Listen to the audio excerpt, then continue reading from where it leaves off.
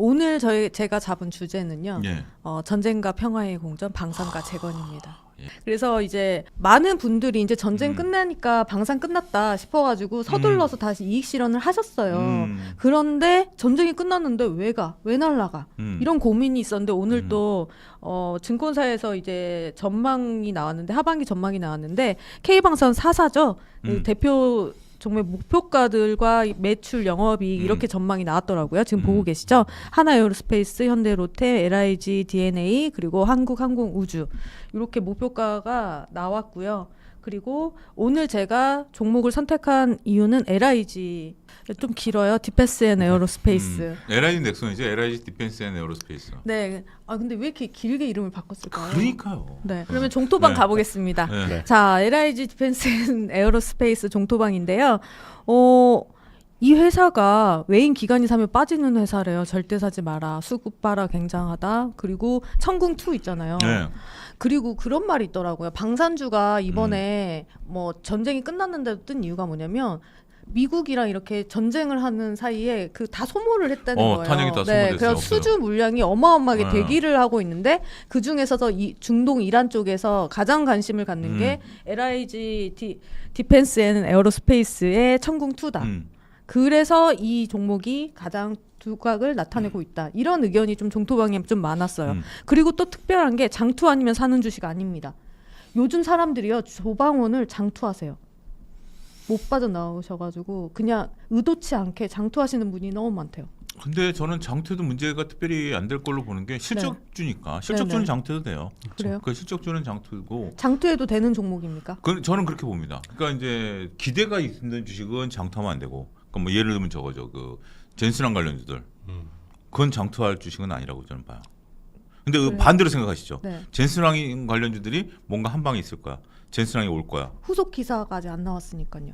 그러니까 그런데 네. 그거 저는 이제 성향상 그런 것보다는 물론 이제 네이버 같은 경우는 주가 움직이는 거 보면 한 방에 있을 것 같은 이제 차트상 그런데 근데 그게 없으면 그건 어떻게 보면 이제 기대고 그건 모르겠어요. 이제 뭐 그 얘기를 길게 하고 싶지는 않고 일단 지금 저거는 물려도 실적이 나오면 언젠가 또 실적 우리가 7월부터는 벌써 또 2분기 실적 시즌이잖아요. 그럼 그때 또 관심을 가질 수 있을 거니까 뭐 성향이 다른 그래도 인정하실 걸요. 실적주는 물려도 어떻게 보면 올라갈 것이다. 뭐 젠슨랑 관련주들에 대해서는 뭐 서로 의견이 다르다 하더라도 그런 부분들이 좀 있지 않나 싶어요. 저도 6개 정도 섹터를 저는 주도 섹터다라고 보는 게 거기에 이제 반도체, 네.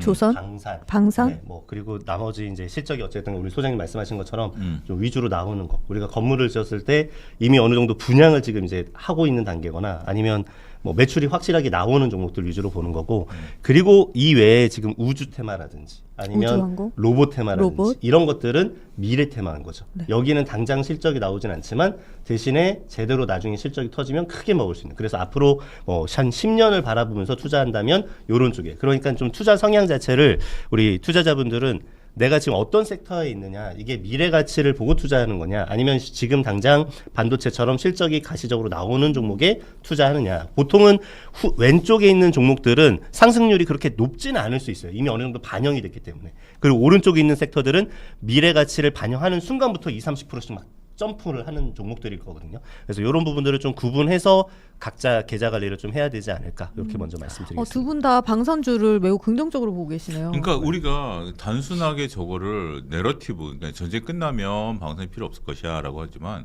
지금 전쟁과 상관없이 저 수주장과 쌓이고 있잖아요. 최근에 지금 증권에서 관심 보고 있는 거는 저거 현대로템인 것 같아요. 뭐 각각 다 다르긴 하겠습니다만, 그러니까 LIG 넥슨은 또 이제 다른 얘기고, LIG 이제 에어로스페이스, LIG 디펜스 앤 에어로스페이스는 이제 다른 얘기고, 그러니까 넥슨으로 합시다. 뭐 여러분이 다 알아주실 테니까. LIG 넥슨 같은 경우 는 이제 좀 다른 얘기고, 어쨌든 지금 이제 그런 거 저는 이제 몇 가지 관점에 놓고 보면. 천궁2가 실전에서 요격률이 98%? 90% 이상 됐죠. 90% 이상 됐죠. 90% 이상 됐죠. 우리가 가장 좋은 게 우리가 이제 무기를 개발해보고 이게 참 아이러니인데 이게 실전에서 어떻게 적용될지에 대한 부분들이 잘 모르잖아요. 진짜 우리가 지금 뭐 서울에도 대규모 방공망을 만들어놨는데 보이지 않는 곳에 그것이 이제 실질적으로 그게 요격이 가능한지에 대해서는 전쟁이 일어나봐야 하는 거죠. 그래서 아니, 무기를 지원하는 그 업체들 입장에서는 테스트 용도로도 상당히 적극적으로. 그래서 그러니까, 이번에 우크라이나 같은 경우에도 드론을 그렇게 많이 개발을 했다 하더라고요. 민간 기업 업체가 400개 정도 있는 게 실전 경험으로 다 투입을 한 거야. 여러 글로벌 회사들에서 드론에 대해서 이거 써봐라 하면서 제공을 해주다 보니까 그래서 앞으로는 우크라이나 같은 경우는 드론의 경쟁력이 상당할 거다. 이런 얘기들이 나오더라고요. 그리고 이제 우리 LIG 넥슨 같은 경우도 이번에 출전해서 경험이 됐기 때문에 이제 레퍼런스가 있는 거죠. 그러니까 충분히 저 가능성이 있다라고 보는 거고. 각 나라들이 이제 필요한 거 아니겠습니까? 그런 것들이 이제 저기 되는 거고. 현대 로템 같은 경우도 우리가 이제 자주포 같은 경우 이제 만드는데 인도에서 또 가져. 그다음에 LIG 넥슨은 이벤트가 있었잖아요. 8대 화물기 보낸다면서요, UAE가. 그래서 이제 그 실어가는 거, 비행기 딱 도착하는 거, 청주공항에 도착하는 거 이제 저도 사진 봤는데 그렇게 해서 실어가니까 그런 부분들 놓고 전쟁 끝났다라고 해서 수요가 있는 게 아니라 저는 또 한 단계 더 나아가서 그렇게 보는 거죠. 우리가 이제 트럼프 대통령이 중간 선거를 어떤 이슈가 갖고 끌어갈까요? 라고 보면 지금 특별한 거 없어요. 이란은 내줄 거 다 내준 것 같고. 그러면 전 두 가지인데요. 첫 번째는 각 글로벌 각국들에 대해서 GDP의 5% 방위비를 해라. 그거를 이제 더 강조할 것 같아요. 그러면서 우리가 이제 이건 제 100% 제 그냥 아이디어예요. 그러면서 이제 미국 유권자들에게 내가 우리 아이들을 구해냈다. 세계 경찰 역할에서 뺐다. 뭐 이런 거고. 두 번째는 관세예요. 또 관세요? 잊혀지고 있었던 관세. 아직 끝나지 않은. 아직 끝나지 않았어요. 완전 끝나지 잊어버리고 않은. 있었어요. 소름이 관세. 확 끼치죠. 아니 뭐 관세 환급 받고 뭐 그런 기사는 최근에 본 것 같는데 또 이제 그거 갖고 목리를 부릴 가능성도 우리가 한번 그럴 수 있게 충분히 그럴 수 그래서 있겠네요. 이제 이해가 되시 들으니까 갑자기 소리 확 끼치죠. 갑자기 잊었던 애가 딱 떠올랐어요. 떠올랐죠. 네. 그래서 그런 어떤 이슈들이 하반기에 이제 변곡점이 생기면 그래서 처음에 얘기했던 10% 룸이 남겨놓은 상태에서 계산기를 두드려 보면 과연 내가 들어갈 수 있겠냐라는 고민들이 이제 들어가는 건데 어찌 됐든 anyway 지금 이제 방산에 대해서는 저런 어떤 이슈들을 가지고 있다. 그러면 지금 방산 4사 중에서 음. 가장 대장은 누구고 가격대로 보면은 지금 접근하기 가장 좋은 아이는 누군가? 저는 대장은 LIG 넥슨이 지금 페이스메이커 역할을 하고 있다. 그 다음에 지금 메리트는 현대로템에 있다. 가격적으로요? 네, 저는 이제 그렇고 한국항공우주나 하나에어로스페이스 같은 경우 한국항공우주의 K50 같은 경우 이번에 잘 언급이 안 되지만 저기 태국하고 캄보디아 전쟁에서 쓰였잖아요. 그러니까 그런 것들도 좋지 않을까. 화면 이쁘다. 그렇게 보이지 않을까 싶어요. 차트로 한번 좀 쫙 봐주시죠. 그러면 첫 번째 하나 에어로스페이스 한번 같이 볼게요. 이 종목 같은 경우에는 최근에 시장 컨센은 한 180만 원 정도까지 올라왔어요. 네, 와 180만 원 주네요. 그래서 일단 현재 구간에서는 고점과 저점의 피보나치 비율을 한번 그려보면 아직 제가 봤을 때는 요번 달 그냥 먼저 마디값 정도만 알려드릴게요. 좀 중요한 지지 역할을 해야 되는 구간 자리가 95만 원에서 100만 원대. 요 자리가 지지 역할을 하면 반등은 최소한 어디까지 올라올 가능성이 있냐면 여기까지는 올라올 가능성이 있어요. 그래서 지금 현재 위쪽은 한 120만 원 이상. 요 정도 구간까지는 한번 보고 여기를 엄청 세게 돌파하느냐 아니면 저항 맞고 좀 옆으로 횡보하느냐 이거에 따라서 앞으로 좀 추이를 좀 체크해 볼 필요가 있지 않을까. 네, 그래서 하나 에어로스페이스 이렇게 한번 체크하시면 좋을 것 같고 시장 컨센은 180만 원 정도까지 올라왔다. 그 다음에 현대로템인데요. 저도 5월 말에 현대로템을 저희 회원분들한테 주식을 좀 추천을 드렸었어요. 그래서 5월 말에 좀 주가가 요번에 시장 급락하면서 하락했다가 그래도 오늘 깜짝 놀랄 정도로 반등을 한번 해줬는데요.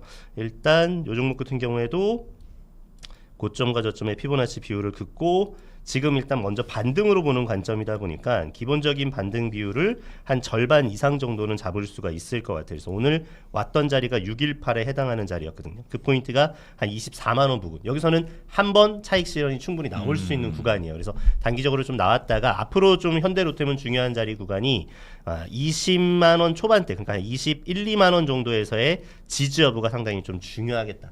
여기 밑으로 자꾸 내려가는 건 시장이 좀 약세 흐름이고 요 위에서 그래도 자꾸 지지를 하려고 한다 그러면 최근에 시장의 컨센은 한 30만 원 정도까지 밸류를 주려고 하는 모습입니다. 이거 참고하시면 좋겠고요. 한국항공우주. 자, 요 종목도 아까 언급드렸던 지금 반등 비율로 놓고 본다면 중요한 지지 역할을 해야 되는 자리 포인트 구간이 13만 5천 원에서 15만 원대. 그리고 나름 여기 구간까지 내려왔다가 일단 반등을 해주는 것 같은데 반등을 온다면 일단 목표치는 조금 더 길게 가지고 간다면 16만 원에서 한 17만 원 정도까지 네, 요 사이 정도까지는 기대를 해보고요. 얘도 마찬가지 여기를 강하게 돌파하느냐 아니면 좀 미끄러져서 옆으로 횡보하느냐 요 여부가 앞으로 좀 중요하지 않을까 이렇게 말씀드리겠습니다. LIG 근데 종목명을 말하기에 앞서 주춤하는 종목은 유일한 것 같아요. LIG가 LIG가 오늘 언급하고 굉장히 싶은데 셌어요. 네, 맞아요. 지금 뭐 신고가 부근까지 올라가 버려서 LIG는 뚫어버렸죠. 아까 제가 다른 종목들 같은 경우에는 이런 포인트 자리를 강력하게 돌파하는 게 중요하다 했는데 일단 LIG가 대장은 맞는 것 같아요. 오늘 강하게 돌파하면서 확실하게 좀 대장의 면모를 만들어줬고 그러면 이제 돌파한 자리는 다시 눌려준다면 지지 역할을 해줘야 돼요. 그래서 일단 80만 원대 초반에서 한 중반, 80만 원에서 90만 원대 사이 구간이 앞으로 LIG 넥스원, LIG 디펜스 앤 에어로스페이스의 좀 중요 지지 구간이 돼야 되지 않을까 이렇게 먼저 말씀드리겠습니다. 그러면 가격대로 봤을 때 탑픽은 네 종목 중에 어떤 종목인가요? 저는 LIG 같은 경우는 오늘 일단 급등을 했으니까 사실상 네. 1등이니까 일단 제쳐놓고 대장이지만, 아직 안 간 종목이라면 지금 제가 그려드린 연두색 라인까지 못 간 종목들 네, 그 중에서도 실적이 좀 받쳐줄 수 있는 종목이라면 현대로템 네, 아니면 또 우리 아까 첫 번째 하나 에어로스페이스 하나 네, 에어로스페이스요. 이렇게 두 가지 정도 추천 한번 드리겠습니다. 방산주들이 다 좋은 것 같아요. 각각의 이제 이슈들이 있는 것 같고. 근데 방산주는 각각 다 그 기종이라고 해야 되나요? 다 그쵸. 다르잖아요. 다 다른 영역이 업체마다 있죠. 다 네네. 다른 영역, 뭐 하늘, 뭐 땅, 뭐 다 다르기 때문에 하나 시스템 한번 봐주세요. 하나 시스템. 네 좋습니다. 하나 시스템도 빠질 수 없죠. 보는 김에 오늘 뭐 잘 나가는 것들 보면. 네, 하나 시스템도 일단은 여기까지는 올라왔어요. 그래서 요 자리 부근대가 현재 구간대로서는 11만 원짜리. 그래서 요 11만 원짜리가 단번은 한 번에 돌파하기는 쉽진 않아요. 그런데 어쨌든 여기를 테스트를 지금 했다라는 건 최근에 찍었던 저점 자리였던 8만 원대를 훼손하지 않으면 돌파할 가능성도 충분히 열어놓고 볼 수 있지 않을까 이렇게 말씀드리겠습니다. 네, 방산 다 좋다고 하시니까 네. 방산 가지고 계신 분들이 오랜만에 오늘은 활짝 웃으시면서 한때 가족들과 우리가 행복한 이제 시간 보내시길. 조방원 중에 방산이 하나였었죠. 근데 이제 작년에 방산이 그렇게 올랐는데 제가 이제 어떤 리포트를 보면서 강의를 하기 위해서 강의 자료를 이제 만들다 보니까 작년에 조방원이 몇 프로 올랐는지 아십니까? 500%가 넘게 올랐더라고요. 아, 그래요? 500% 넘게 올랐고 지금 근데 우리 지금 삼성전자 하이닉스 몇 프로 올랐는지 아십니까? 300. 섞어가지고 한 300, 네, 한 그쵸. 80% 정도 오른 거예요. 그러니까 조방원이 더 올랐어요. 더 올랐네요, 작년에. 더 올랐기 때문에 조방원의 어떤 그 위력이라는 것이 어마무시했던 거예요. 정말 근데 그게 뭐냐면 작년에 썼던 거는 조방을 인정하는데 네. 이제 모든 게 다 계속 강하게 갈 수는 없지만 올해 조금 다른 이제 반도체에 밀리다 보니까 조방원이 조금 아쉬웠다 그런 아쉬웠죠? 부분이 있었죠. 네. 근데 이제 그 중에서 우리가 이제 조방원을 좀 구분해 보면 원전은 이번에 조금 아직은 소외죠. 원전은 좀 완전히 좀 이렇게 실적도 아직은 아니고 원전은 좀 시간이 필요한 거지. 원전이 이제 시간이 이제 다가오고는 있어요. 째깍째깍 시기가 다가오고는 있습니다만 조금 지금 당장 급한 건 아니죠. 그리고 이제 조선 같은 경우는 방산보다 먼저 한번 들어줬던 게 이제 마스카 프로젝트, 알래스카 LNG 프로젝트 이것 때문에 한번 들어줬고, 그다음에 캐나다 잠수함 프로젝트 이런 것들 때문에 한번 들어줬는데 방산은 그런 게 없었어요. 방산은 이제 그런 게 없었는데 이제 실적 베이스로 올라가다 보니까 어떻게 보면 그 조선은 실적보다 마스카 프로젝트라는 기대감이 한 번 더 돼 있었고, 근데 방산은 그런 거 없잖아요. 그리고 더군다나 전쟁까지 끝나면 이제 기대감 확실히 다 이제 제거되는 거죠. 그러면 확실하게 이제 우리가 7월부터 실적주로 놓고 보면 방산이 그 중에서 가장 탄탄해 보이는 것이 아니겠나 조심스럽게 말씀드리겠습니다. 그러면 반도체가 만약에 쉬어간다면 그 순환매 섹터 중에서 조방원이 다시 뜰 가능성이 매우 농후하고 그 중에 탑은 방산이다 이렇게 정리할 수 있을까요? 이건 아닌가요? 아니요. 그러니까 쉬어간다면 근데 쉬어가지만 반도체 놓치면 안 된다. 아직은 놓으면 안 된다. 네네. 그러니까 이제 제가 조금 이제 말꼬리를 좀 잡으면 쉬어가는 동안에 이게 움직일 가능성이 있지. 쉬니까 그걸 팔아서 이쪽으로 와야 된다. 이건 아니다. 그건 아니죠. 오케이 그렇게만 정리할게요. 네, 그래서 지금 보면 유럽이라든지 중동도 이번에 전쟁을 겪고 나면서부터 이게 무기에 대한 그 갈급함이 엄청나게 컸을 거예요. 두바이 같은 경우도 그렇게 건물 휘황찬란하게 지어놨는데 결국은 미사일 맞으면서 하니까 관광객들이 싹 빠져나가잖아요. 맞아요. 그래서 이게 확실하게 싸우지 않고 이기는 단계를 가려면 반드시 무기 체제에 대한 점검이 필요할 것 같고 유럽 같은 경우에도 뭐 이번에 미국 나토가 또 뭐 빠진다 막 이런 얘기 나오면서 다시 또 굉장히 좀 강하게 지금 현재는 좀 무기에 대한 또 안보에 대한 이런 부분들을 준비하고 있다 보니까 또 K 방산이 가성비적인 측면에서는 또 괜찮지 않을까 이렇게 말씀드리겠습니다. 자, 그러면 이제 재건으로 넘어가 보죠. 네. 네. 이제 종전은 솔직히 재건의 기회잖아요. 그래서 이제 오늘 재건하니까 특히 건설주들이 좋았어요. 근데 네. 건설주도 약간 조금 성향이 좀 다르잖아요. 근데 오늘 상승률로 보면 대우건설이 좀 상승률이 좋았어서 네. 솔직히 대우건설 같은 경우는 꼭 건설에다가 원전까지 좀 원전까지 묻어있는 두 그렇죠. 가지 모멘텀이 있기 때문에 조금 더 각광을 받는 것 같습니다. 네. 종토방 가봤는데요. 네. 형이 알려줄게. 형이 알려줄게. 불개미 무시하지 마라. 음. 상한가 출발한다. 형들 중동수주 현대건설이랑 GS건설이 한다는데 중동에 대우건설이 안 가는. 근데 대우는 원래 중동 쪽하고 그 경험이 많지 않나요? 대우건설이? 아프리카 쪽이 많죠. 하여튼 뭐 다 있어요. 과거의 경험상 다 있어요. 다 있어요. 대우건설이 좀 네. 그랬던 것 같은데. 네. 근데 뭐 GS건설이랑 이거는 또 확실한 좀 루트를 확인해 봐야 될 것 같고요. 그리고 요즘은 개미가 주식 제일 잘한대요. 대왕 개미가 원래 대우건설 찐 세력이라고 하신다고 불개미들 무시하지 말라고 그러시네요. 근데 확실한 거는 건설주도 안 좋았었거든요, 최근에. 그렇죠. 네. 근데 이렇게 오랜만에 딱 그 폭등이 나오니까 너무 다들 좋아하고 계세요. 오래간만에 한번 좀 올라야죠. 네. 근데 이제 그게 대우건설과 현대건설은 약간 비슷한 결. 그러니까 요즘은 건설만 해서는 솔직히 수익 내기가 좀 어렵잖아요. 어제 현대건설 많이 빠졌었어요. 근데 오늘 올라왔어요. 오늘 올라왔어요. 네. 오늘 올라왔어요. 근데 그러니까, 약했어요. 약한 게 뭐냐면 현대건설은 뭔가 원전 쪽에 좀 가까운 느낌이고 대우건설은 재건 쪽에 좀 가까운 느낌? 그렇죠. 그런 느낌이 좀 강하다는 생각이 들고 요즘 건설주들은 뭐 원전에 뭐 수소에 뭐 무슨 약간 에너지 이런 쪽을 뭐 겸업하는 그런 게 붐이 트렌드인 것 같아요. 네, 그런 게 있고 근데 진짜 건설주로 보면은 DLNC 같은 이런 종목이 솔직히 재건주라고 볼 수 있는 거잖아요. 여러 가지 다 재건주로 볼 수 있겠죠.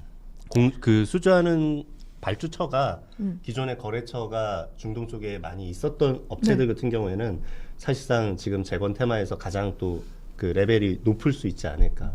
그래서 좀 그런 것 같아요. 과거에 이제 전쟁이 끝나고 이제 건설 테마주가 이제 각광을 받기 시작을 하면은 그래도 어느 정도는 이 랠리가 좀 계속 이어지지 않나요? 건설주 노코멘트 하겠습니다. 그거는 부정적인 거잖아요. 답이. 네, 전 노코멘트 하겠습니다. 그럼 이 시세 연속성을 가져가기 어렵다는 판단이시네요. 근데 우리가 지금 종토방을 좀 놓고 보면 종토방을 한번 좀 띄워주시면 네. 종토방을 놓고 보면 지금 저기서 보면 그런 거죠. 우리가 그 오른쪽 하단에 보면 건설 420조 재건 건설이다라는 건데 일단 저는 좀 그래요. 제가 이제 까칠 차용주가 이제 여기서 나타나면 420조 중에서 몇 프로를 따오느냐 이건 모르겠어요. 420조 다 따와도 420조가 매출이잖아요. 근데 전 중요한 건 영업이익이에요. 우리가 미국 주도의 이란 재건 산업의 3천억 달러 규모가 되는 거잖아요. 우리가 돈 내는 것도 아직 확정되지는 않았습니다. 3천억 달러 규모가 굉장히 큰데 미국이 주도하는데 우리가 먹잘 것이 있을까라는 것. 저는 뭐 그런 생각이에요. 그래서 저는 재건주들에 대해서는 좀 냉정하게 좀 봅니다. 재건주에서. 근데 미국이 사업을 하지만 저는 미국 사람들이 안 가고 한국 사람들이 가서 재건하고 있을 것 같아요. 물론 그렇겠죠. 뭐 그런 한국 사람들이 가서 하든지 뭐 하든 건데 그렇게 그러니까 우리가 이런 거죠. 주식은 빨리 움직이잖아요. 주식은 이제 빨리 움직이는 건데 저게 이제 실질적으로 하려면 올 연말 내년 초부터 이제 입찰이 들어가겠죠. 입찰이 들어가고 그다음에 이제 건설하려면 좀 몇 년이 걸리는 거죠. 그래서 저는 지금 주가가 움직이는 것은 테마적인 성격이 좀 강하다. 그래서 그거를 이제 테마적인 관점에서 트레이딩을 하자. 결국 우리가 젠슨왕이 왔을 때도 이벤트 관련주들을 잘 그 단도리 하셨던 분들은 LG전자 갖고도 더블 먹었고 하는 거니까 그런 건 나쁘지 않은데 저거를 우리가 실적주를 보느냐 테마주를 보느냐라면 저는 아직 테마주다라는 거죠. 그래서 그렇게 국한을 해서 좀 보셔야 저기서 자칫 잘못해서 물리면 저건 좀 아까 우리가 방산주 물려도 실적주입니다라고 했는데 건설주는 물리면 건설 실적주가 아니고요. 수주를 따와도 이익이 나느냐 보잖아요. 우리가 이집트 원전에서 이익이 났나요? 안 났잖아요. 체코 원전 하면 뭐합니까? 이익이 날지 안 날지 모르는 건데. 그러니까 이제 거기까지 제가 지금 긴 호흡을 해서 찬물을 끼얹고 싶지는 않습니다만 일단은 저 부분을 테마주다라는 걸 알고 들어가시면 그러면 뭘 해야 되죠? 손절을 잘해야죠. 많이 주가급. 어제 같은 경우도 우리가 중동 전쟁 끝날 가능성에 대해서 몰랐던 거 아니잖아요. 근데 현대건설은 곤두박질 쳐버렸잖아요. 근데 대우건설 같은 경우 오늘 올라갔는데 내일 따라간다? 이건 또 다른 분위기일 수도 있죠. 대우건설만 한번 먼저 보면 오늘 한번 저항이 나올 만한 자리까지는 올라왔어요. 그래서 바닥 구간이 이번 달에 여기 바닥. 그래서 여기 밑에 16,000원대부터 20,000원대는 한번 잡아볼 수 있을 만한 바닥은 확실히 낙폭 잡았네요. 과대 구간이고요. 여기서부터 올라온다면 아이고 제가 호흡이 여기까지는 그래도 올라올 가능성이 있는데 그 자리가 오늘 29,000원대 요 부분 정도까지 올라왔고 최근에 대우건설 같은 경우는 시장 컨센은 한 34,000원 요 정도는 주는 것 같아요. 그래서 얘도 똑같아요. 일단 저항은 나왔다. 그래서 지금 소장님 우려하신 것처럼 단기적인 차익 실현에 대한 분명히 니즈가 있을 수 있는데 이제 중요한 자리는 여기 밑으로 다시 한 번 더 내려올 것이냐 아니면 여기서 그래도 버텨주다가 한 차례 더 자기 시장 컨센 부근인 3만 원대 이상을 한 번은 터치하러 갈 것이냐. 당장 죽을 만한 테마는 아닐 것 같고요. 뭐 이런 부분들은 한번 좀 지켜보시죠. 그래서 보유하신 분들은 아까 제가 말씀드렸던 이런 저항 자리 우리가 피보나치 비율로 보면 전체 고점과 저점의 절반에서 618 해당하는 자리 요 구간에서는 한 번쯤은 차익 실현을 해보시는 걸 권해드리겠습니다.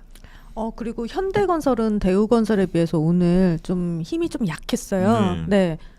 기술적 분석으로는 어떻게 자, 현대건설도 일단 기술적으로 분석을 했을 때는 중요한 이번 달에 지지 역할을 해야 되는 포인트 자리가 바로 10만 5천 원에서 12만 5천 원 사이였어요. 그래서 이 포인트에서는 가격을 좀 지켜줬어야 되는 자리인데 잘 지켜줬고요. 올라온다면 어디까지는 올라올 수 있었냐면 여기까지. 그래서 한 15만 원 정도까지 올라왔다가 얘도 마찬가지예요. 이 부근대에서는 좀 매물 압박을 받을 수 있는 자리이기 때문에 저항이 좀 나왔고 그러다 보니까 최근에 좀 변동성이 좀 터졌다라고 보시면 되겠고요. 그렇지만 여기서 이제 끝날 것이냐 아니면 한 차례 더 갈 것이냐. 자, 일단은 절반 정도까지는 올라왔습니다. 15만 한 5천 원, 6천 원 정도가 전체 하락분의 절반 정도고 조금 더 올라온다면 16만 5천 원, 6천 원 정도의 공간이 아직은 남아 있지 않을까. 최근에 지금 죄송합니다. 16만 원이 아니라 16만 원 맞죠? 네, 제가 눈이 지금. 그리고 시장 컨센으로만 놓고 보면 22만 원을 주려고 한다. 네, 그래서 여기를 강하게 돌파하는 게 앞으로 현대건설은 중요하고 여러분들이 체크해야 되는 거는 이렇게 시장이 좀 빠졌다가 강한 에너지를 동반해서 올라오게 됐을 때 어떤 차트 패턴이 나와야 되는 게 좋냐면 내려왔다가 강하게 올라왔다가 눌려줬는데 아까 언급드렸던 이런 15만 원대라든지 이런 자리를 지지하고 난 다음에 한 번에 더 상승. 근데 이제 그 그림이 안 나온다면 내려왔다가 올라왔다가 저항 맞았다가 다시 밑으로 빠지는 전체적인 배열 형태는 아직은 이 두 가지 경우를 염두를 하시면서 보시면 좋을 것 같습니다. 대우건설과 현대건설 차트가 완전 다르네요.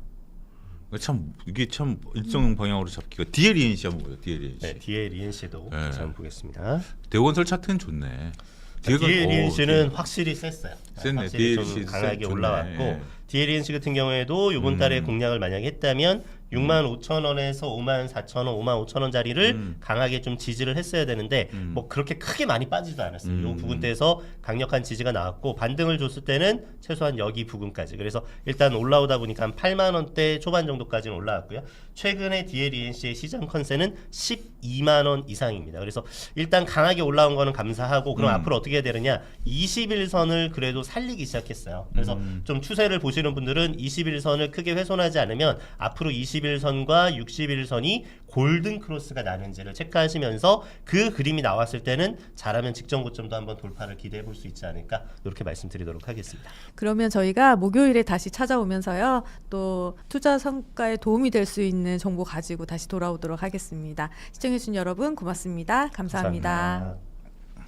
리치캠프 종목픽 매주 전문가들이 알려주는 최적의 매매 타이밍 구독 한 번으로 전문가 4인의 종목 추천과 투자 인사이트를 모두 받아보세요.